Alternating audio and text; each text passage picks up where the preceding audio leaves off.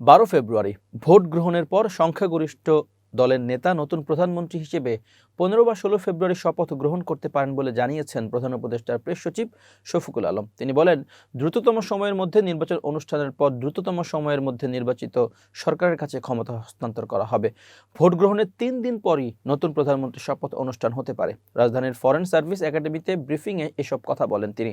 শফিকুল আলম বলেন, সবচেয়ে দ্রুততম সময়ে হ্যান্ডওভার হবে। এটা যদি দেখা যায় যে 3 দিনের মধ্যে এমপিরা শপথ নিয়েছেন, নেওয়ার পরে সংখ্যাগরিষ্ঠ দলের লিডারকে ডাকা হচ্ছে যে আপনি আসেন, শপথ নেন নতুন প্রাইম মিনিস্টার হিসেবে। তিনি 3 দিনের মধ্যে এটা হয়ে যেতে পারে, মানে 15 ফেব্রুয়ারিতেও হয়ে যেতে পারে, এটা 16 ফেব্রুয়ারিতেও হতে পারে। প্রেস সচিব বলেন, আমার মনে হয় না এটা 17 বা 18 ফেব্রুয়ারি পরে যাবে। এই বিষয়ে আইন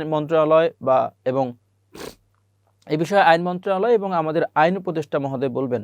অন্তর্বর্তী সরকার নির্বাচনের পর 180 দিন ক্ষমতা ধরে রাখবে, এমন অপপ্রচার চালানো হচ্ছে বলে ব্রিফিংয়ে অভিযোগ করেন উপপ্রেস সচিব মোহাম্মদ আবুল কালাম আজাদ মজুমদার। তিনি বলেন, যারা এই অপপ্রচারটা চালাচ্ছে তাদের উদ্দেশ্যটা হচ্ছে অসৎ ও উদ্দেশ্যমূলক। তারা এটা নিয়ে মানুষকে বিভ্রান্ত করার চেষ্টা করছে।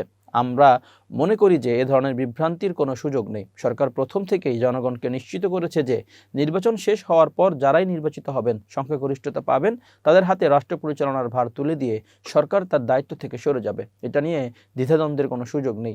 আবুল কালাম আজাদ মজুমদার বলেন, নির্বাচিত এমপিরা সমান্তরালভাবে 180 কার্যদিবস সংবিধান সংস্কার পরিষদের সদস্য হিসেবে দায়িত্ব পালন করবেন। 180 কার্যদিবসের যে বিষয়টা আলোচনায় এসেছে সেটাও এর আগে বিভিন্ন সময়ে সরকারের যারা দায়িত্বশীল তারা পরিষ্কার করেছেন।